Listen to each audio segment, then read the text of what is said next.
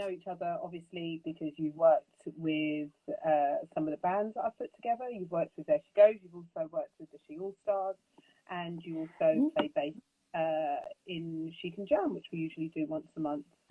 And in time, we've seen highs and lows of, you know, I see it with so many of my girls, but some more severe than others. And your career has spanned, as well as working as a bassist, you work as a writer on what magazine? Remind me the magazines you work on. So I write for Bass Guitar magazine, which is UK based, and then I write for Bass Player magazine, which is USA. Lovely. And how long have you been doing that? That's since 2012, I'd say, 2011, 2012. How did someone get into, from being a bassist or a musician, into writing for a magazine? Is that very different? Right, yeah. Well, so it started with how I got to London in the first place. So I basically won this music scholarship awarded by Music Man Basses to study at the ICMP, right? So I won the scholarship. That I was the first woman to win it. Yes, babe. Yes, babe. So was they doing it before you won that? 10 years, 10 times. Okay. Just all blokes. Wow. Okay. Then I won it, and through that Bass Guitar magazine, before I joined with the American one, they had like a scholarship, like a scholarship column. So whoever wins the scholarship gets to like write about their life and their experience in the college and in London and all that shit. So I did that, but I was a bit more but I was a bit more. I wasn't just talking about the college. I was talking about what it was just like being in London and going to jam nights and meeting all these famous heads, playing at the bass show and all that crack. And so when editor Joe McIver took over, he was like, "Do you want a job?" And I was like, "Yeah." Amazing. Yeah, that was it. So, yeah, sorry. Go on. And since then, I got to write like a Harmonia Theory column. I've done gear reviews, I've done interviews, like I've done a few cover stories. I've interviewed Victor Wooten, Gilly, like loads of famous bassers. I've got a few cover stories under my belt now as well. And now Bass Guitar magazine have joined forces with the American Bass Player. So when I write in this one, also goes into the American one. But I only get paid once. But still. It's cool. It's great. I mean, it's not all about coverage, but that's still, you know, it's a great accolade. So it would be great if they're going to get paid twice. It would be nice if you were, but you know, yeah. You know why. So anyway, just jump into it. Yeah, you know, you've had an amazing career, and what I found really fascinating about you, as well as being such an awesome player and having such an amazing personality, and for me, that's really important for who I work with. I mean, you don't have to get on with me. You just got to be a nice person generally. Your charismatic personality, which obviously has been carried through to you now becoming a comedian. So tell us a bit about that. Right. Well, as you know, which we'll talk about, I'm sure, I had a bit of a rough time for a few years, like really rough. And because everything, I'd like, you know, I've nothing left, and I always wanted to do comedy. Well, actually, it was other people's telling me I should have been doing it. Oh, you're funny, you should be a comedian. You know, hearing that for years, thinking, yeah. And then I started to get real interested in it. So I came across this. It was like a course, but you had to raise money for Cancer Research UK through this thing called Ultra Comedy. So I did that, and I got to stand up in front of 300 people at Backyard Comedy Club, and it was amazing. I'll send you the video. Amazing, great crack. And then since then, I just kept up. I kept going to loads of comedy competitions, and won them all, and comedy open mic nights. I'm applying to online comedy competitions and everything, and I want to just go hell for leather with that. And I just love it. It just feels great. It just feels right. Just me talking shite, like, it's great. Yes, exactly. So, well, it's great that you have the ability to do that, and it's something that captivates people. Now, just going back a bit, we were talking about you had a bit of a rough time before starting comedy. So you have been working as a bass player, and in my humble opinion, I would say in what I've noticed is you're one of the very few female bass players who who when I say that's the wrong word, I was going to say a household name, but you're uh, one of the ones that most people know. Oh, And you had a situation where your father passed while I presume while you were very busy working as a musician, and your dad died. Tell me a bit about so my dad died 2017, June the 12th, and he basically went in to get a new hip, and now this is back in Ireland. The hospital in Ireland, they basically, and he ended up like just being in hospital for a couple of months, like 9 months, not being able to walk or anything, in a wheelchair and stuff, and then eventually the amount of operations they did on him, he was 70 years of age, and it just wore down his immune system to eventually he ended up getting pneumonia and dying like that, you know. But I got a call from my brother saying Dad's not doing too well, he's in intensive care, come home. So I went home, cancelled all my gigs, and I hopped on the very next flight I could, which is that night out of Portsmouth, got home, and that was on the Thursday night. Went in to see him every day, and then on the Friday, like, we were told that his lungs were filled with and all this, and basically we were going to have to let him go. And then on the Monday he died, all around him. And but he was like my favorite person in the world. He was so funny. He was a great musician, very intelligent. Just, he was my absolute best friend. Like, that's what I've written on his headstone. We have, you know, father, husband, and granddad, and best friend. Because he used to say, "Who's your best friend?" And you, Dad, you know. And really close. And so when he died, I just lost it, you know. When I went back to London, just thinking, because I kind of went numb and I didn't really deal with any of it. So I just went really numb. But I later found through counselling and stuff that's basically PTSD, and you're for trauma you go numb because it's your brain basically protecting itself, kind of thing. You know. Do you know the second person who's actually said PTSD to me today? And in fact, Wow. while there was, I thought I knew what they meant, but thank you for explaining that. Look at that.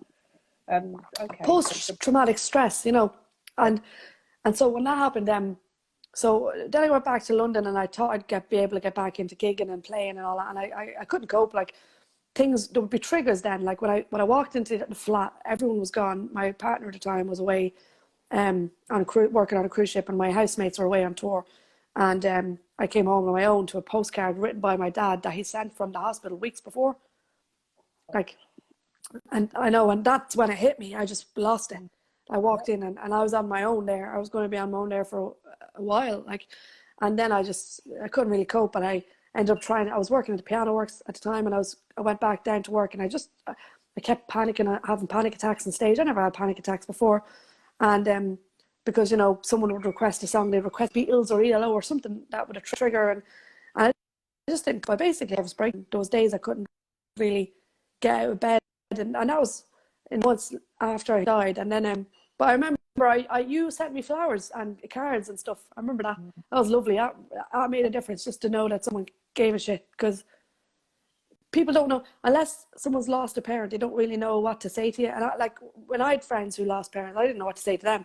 But it is like someone just pulls the rug, especially if you're particularly close to a certain parent who like, when I started playing bass, he was like, "Yeah, I'm glad you're playing bass. You'll never be out of work." Or, "Yeah, it's a great idea. Go to London. Yeah, do that." You know, all this kind of shit.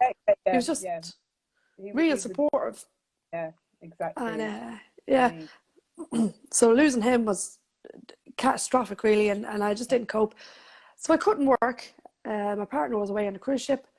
Housemates came home, and they kind of tried to help, but they didn't really understand. They've got their parents, you know. So anyway, my partner at the time got in touch with Help Musicians UK, which are an amazing charity that everyone needs to know about. Yeah. And they heard of them before, but yes. Yeah. No, they're absolutely amazing. They basically they like helped me out financially because I couldn't work. I could barely get out of bed, like, you know. Like, I was cutting my own hair, and I just went mental, you know. Panic. If someone left the house, I'll have a panic attack just because I couldn't deal with being on my own and all this. And like, it was really bad. And then my partner came back and I started to feel a bit better. And then it was coming up to his and my dad's anniversary. It was the 6-month anniversary. It was 12th of December. And I was having a particularly bad day because it was just like constantly crying. I went into the shower just to have a cry on my own. And while I was in there, I was washing away. And whatever way I washed myself, I was like, what the hell is that? And I found basically a tumour the size of a golf ball, 24 millimeters diameter. It turned out I had breast cancer. Exactly 6 months after my dad died, so I've had a bit of an nail time, Yeah, exactly. It's been a slightly traumatic, bloody hell. So, Yeah. okay, so your dad dies. 6 months later, you find out you've got breast cancer. You are a working musician, so you need to be at a gig or at somewhere in order to pay your bills. What happens next? What's going through your head? Well, I just thought I need to go backpacking across India because I'm gonna die, all this kind of shit. When a doctor turned around and went, he didn't mince words. He just turned around and says, right, you got cancer. I had all this done right before Christmas. I had to do a load of different tests and biopsies, and they basically like pull a lump of skin, and but I had to wait till after Christmas for my results. So I told my brother and my sister, my partner knew. I couldn't tell Mum because it was my mom. It was our first Christmas without Dad, so Mum was already not coping. Yeah. So it was not like, oh, by the way, I've got a tumor. So I only told. Yeah, so I only told my brother and my sister. How many buds would you like with that? By the way, Mum, I've got breast cancer. Yeah, No. yeah. I was like, I had to kind of keep that under wraps for a bit until I got the results, and I went back after Christmas, and I just walked into the office, and they, you've got breast cancer, and it was just like that, and it was just like, boom, that's it, I'm gonna die, that's it, I'm gone. But my partner was with me at the time, and he was very calm, and he started asking all the right questions. He was like, right, what's the plan? What's happening? When I was like, oh, yeah, so I might not die, Right. Now, the thing that struck me, I actually remember exactly where I was when you told me you had breast cancer after your father dying. And one thing that struck me was I always very much admired because you were before this, you were a vegan. You were, you like to drink, but you were a very strict vegan. Well, I'm Irish, Exactly. It came with the territory, and pure vodka. Yeah, is that really? No, it's tea. Jesus. Oh, it would have been more fun. Said yes. But, You're shocked. You're shocked. You are. You're like, what? Well, excuse me, I'm a mother. I start drinking around 9:30 in the morning. As soon as she's awake, give us an hour. But, oh, that's lovely. Sean O'Keating says, proud of you, Ellen. Oh, I used to work with him, Piano Works. What a legend. All right, Sean. But I remember thinking, bloody hell, Ellen, she's vegan. Vegans aren't meant to get ill. They're meant to be well all the time. So, from the typical things that we don't know everything about cancer, hence why they're still doing research for it. So, you in speaking to you, and this was obviously brought on through stress. This was something that you feel was brought on through the stress of losing your father, and definitely, I definitely think, like, I remember we were talking before about like the law of attraction and the secret and the power of the mind over the body and all that, and like to be completely honest, Sean who just said hello there, he knows, like when my dad and I had my nervous breakdown, I didn't want to be alive. Like I had suicidal thoughts. I was making plans. I didn't want to be around, and I was, and stress can severely like lower your immune system, and cancer is just cells growing wrong, and like that's, and people can say whatever they think. I was completely healthy. I was vegan. At the time, actually, I was off the drink, so I was going through my 6-month drink-free things, and I was like exercising and shit, and I was being all, trying to doing all the things that were good for my head, trying to get through the grief of Dad. So I was off the drink. I was doing all of that shit, and then cancer came along, and I honestly, God, believe I like kind of attracted it into my life, and also the severe stress I was under, that I was putting myself under just through grief, like, because I've never known. I had a friend who died when I was 25. I've had, all my grandparents are gone. I've seen lots of death in my life, but like nothing like this. This fucked me up, and it was just like, and it grew. I think I honestly believe it grew because of the way my thoughts were, and the stress, because I went for all the genetics tests. I didn't have any of the genes. There was no history of me. Funny, I was only 30, all this shit, and then it grew in a 24 millimeter sized tumor, stage 3 cancer. Stage 4 is pretty much you're gone. I was stage 3. Like, and it seemed to just grow overnight. Like, I remember a few weeks before, my boob was really itchy for a few nights, and I just thought it was my shower gel. I changed my shower gel. It kind of stopped. I thought it was the shower gel. It wasn't. It was like a precursor. Then I noticed a few little lumpy things, and I just thought, oh no, it's cysts from stress. I heard about that. It's nothing. And then 12th of December, I'm having a proper cry in the shower, and I'm washing myself, and it's like a golf ball. It was absolutely huge. Our friend Erica came around to see me, and came around to hang out with me. We had dinner in my house, and I let her feel it. You know what I mean? And because it was so big, especially after the biopsies, it nearly aggravated it, that it kind of stuck out to the side of my boob. It was out the left hand side of my boob, sticking out, and you could touch it. It was like a hard lump. Yeah, and then it was all like, right, this is the plan. You're going to have 6 to 7 months chemotherapy. You're going to have a month of radiotherapy. You're going to have operations.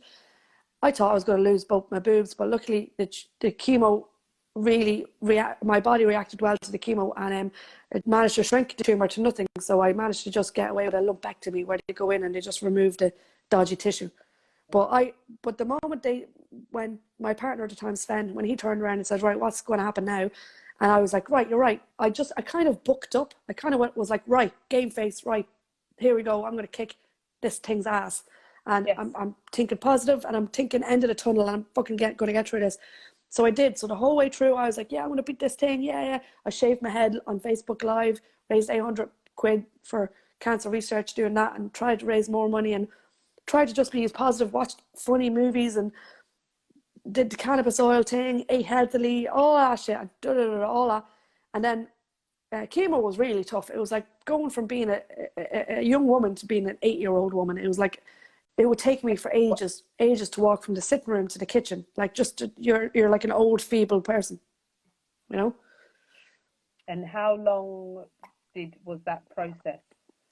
It was the guts of a year. Like, I ended up having to have 7 months of chemotherapy.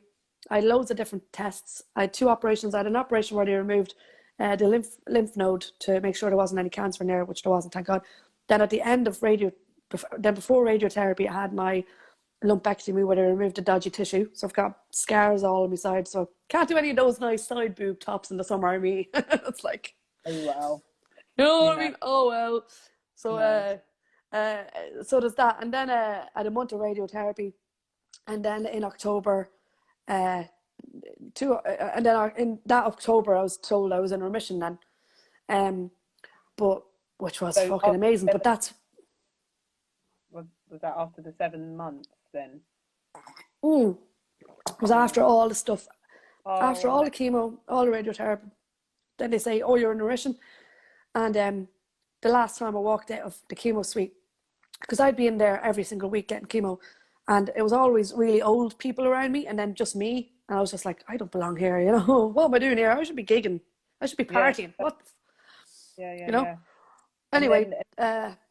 And you've now been in remission for 2 years? About a year and a half. Yes, babe.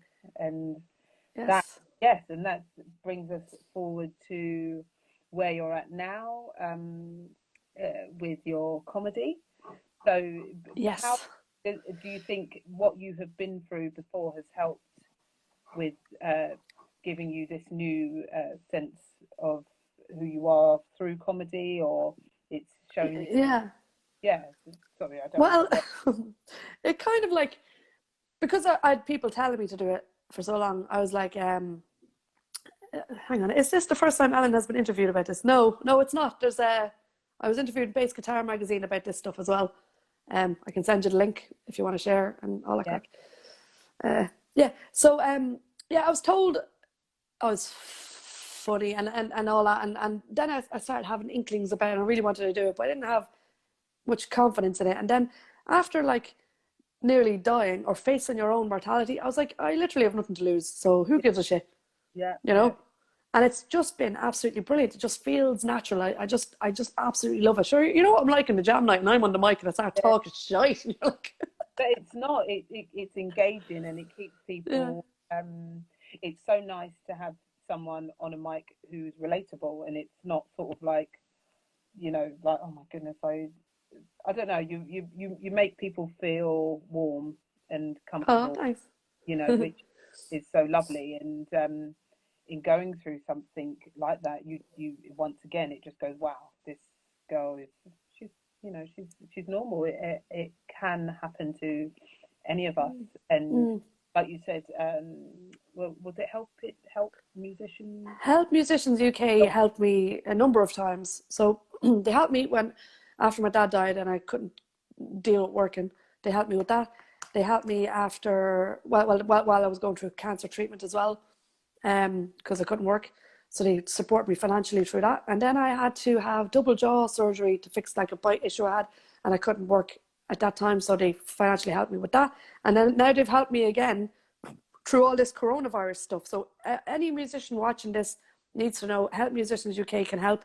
Also, there's funding. It's only small, but a little bit available from the Musicians Union as well. But Help Musicians have got like a 500 quid fund for anyone who needs help. So check them out, because we're all in the same boat now. A lot of us can't work. Like, I'm only doing a bit of like kind of online audition stuff for the ICMP on a Thursday, and that's it really. I mean, no, that's a really, really moving on to a really great point. So what are you doing now now we're in a position, because it's taken a while to just build everything back up, and you've dealt with it like a total superhero.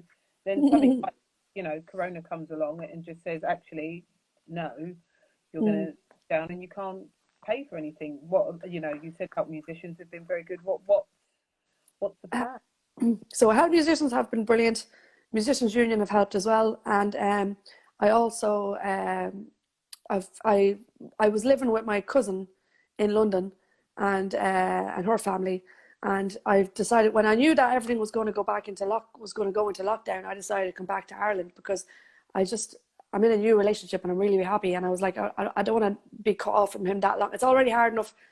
He's in Ireland and I'm in London. I was like, what, I'll just go home to Ireland, because if I'm not working, what am I doing in London? So that's a very important part of the story, actually, because even though you like you said, your partner at the time was with you, and you went through the whole losing a father, you had cancer, and then at the end of the cancer, we broke up. I've done my bit. So yeah, and from that now moved on and turned it around for good, and now you are happy and The funny thing is, like, I was actually talking to him today, but my ex-partner who was there with me, his name's Sven, through all that, we kind of, like, it wasn't quite like that. It felt part of it felt like that, but it was more like we kind of grew into friendship, really. I mean, I think we were only really a couple for like 4 of those years, and we kind of grew more into friends. And I was actually talking to him today about loads of stuff, because he's my friend. And he'll always be my friend. We spent 7 years together, living together and everything. So yeah. But then after that, I was also, it was a bit, not just a triple whammy, it was like a quadruple whammy of bad stuff that happened. Because then after that, I was working in this place called a Piano Works in London, and I was working across our venues on London, and it was my dream job. I absolutely loved it. I was playing nearly every night of the week, like 5 hours a night, requests, like, that's why I'm, on the jams, I'm like, oh yeah, it'll be fine. And I kind of pick shit up because I'm used to that now. And I absolutely loved it. I loved everyone that was there. And because of that sudden breakup and then having the whole thing of moving out and having to find somewhere to live, and it was like just one trauma after another, and that was like the final straw, and I couldn't really cope. And so when I was at the piano works and or on gigs and stuff, I was kind of like acting out, and I wasn't acting like me. I turned into something. I just, I was going through a shit time, and I wasn't me. I turned a bit wrong, and I don't know, they just got the management and all that got a bit, instead of being understanding, really, they fired me. So then I went into a spiraled into another depression, because I absolutely loved that job, and I had because I had all my eggs in that basket, it was like I had no other work really. So that was traumatic. So then I kind of started putting myself back out there once I started going to counselling, and actually, when I was in counselling, I was making my counsellor laugh all the time, because I was going on my rants about all this shit. And because of the way I go on, she was laughing, and I was like, right, okay, maybe I'll just do comedy. Yeah. So I went off and I got my bike thing fixed, and musicians help me out again financially, and then I slowly but surely rehabilitated, got back on my feet, and then and then while I was getting all this stuff fixed, I couldn't do anything. So I was like, I want to do something back. So I decided to look into doing like a comedy course where I could and do something where I can raise money for cancer research. So this thing came along called Ultra Comedy, which is like you can do an 8-week comedy course with an amazing comedian called Mike Gunn. He's done Michael McIntyre's Roadshow. He's done Live at the Apollo. All this. He's one of the main guys at the Comedy Store. So I went to that, and then I had to raise money, 8 weeks training, and then I had to raise money and sell a load of tickets to my comedy show, and loads of people came. It was absolutely brilliant, including our friend Rosa Ullman came. Erica was there as well, and there was 300 people there, and it was just hilarious. I was like headlining. I was like, I'm not even anyone. How am I headlining this class? And then since then, I was just going pedal for the metal with like, I did the Beat the Blackout at the Up the Creek Comedy Club. I won that. I won comedy versions. I won Rising Star Comedy competition, and I did loads of other open mics, and like I headline TNT comedy a lot. Well, I mean, so it's going really well, and I'm still going to be a musician. Obviously, I'm going to keep doing all that. Like, but I do love comedy, and and just having a crack. And it nearly was like a release because of all the shit. Because I'm talking about in my comedy, I talk about all the shit that happened to me, but I take the piss out of it, and it makes all of that trauma lighthearted. Yeah. Like, I obviously would never take the piss out of losing my dad, but all the other stuff, I'm like, yeah, okay, when me and my partner at the time broke up, because he moved to China, right, at the time, it was like, when I do stand-up, like, okay, so my dad died, I had a nervous breakdown, then I had cancer, then my partner, 7 years left, he moved to China, and I know I farted in the bed, you have to go that far away. So where can we see you perform next one? Oh God, well, I don't know now with all this Corona stuff. I do comedy virgins. I do loads of different comedy clubs. But like I'll let you know as they go, and you can pop it up in the thing. And one last question for you: during this quarantine time, are there any albums or any musicians that you've been listening to that you would like to share with us that we can open our minds about and have a listen to tomorrow while we're sitting down picking up? Yeah, there's a great band. Sorry, I keep talking over you. There's a great band in Ireland, right? All female band. You'd love them, and they're called Wyvern Lingo. So Wyvern Lingo, like WYVERN Lingo, LINGO, and right. Wyvern is like a dragon, and then Lingo is like Irish slang for language, and they're just a class band. I absolutely love them. I'm addicted to them at the minute. I'm also addicted to Corey Wong. Corey Wong is the guitarist from Fulf Peck. His solo stuff is amazing, so I'm currently listening to that a lot. I will give them a listen, because I don't know if Leah's still here listening, but she recommended Red Hands, which are a gospel band, and they're amazing. Thank you so much, Ellen. It has been a pleasure. Thank you for inspiring us all. Thank you all for listening. Do share. No, it's totally fine. Do share, and let's see you all next week. Lots of love to you all. Lots of love, or light and love. Whatever. Stay clean and wash your hands.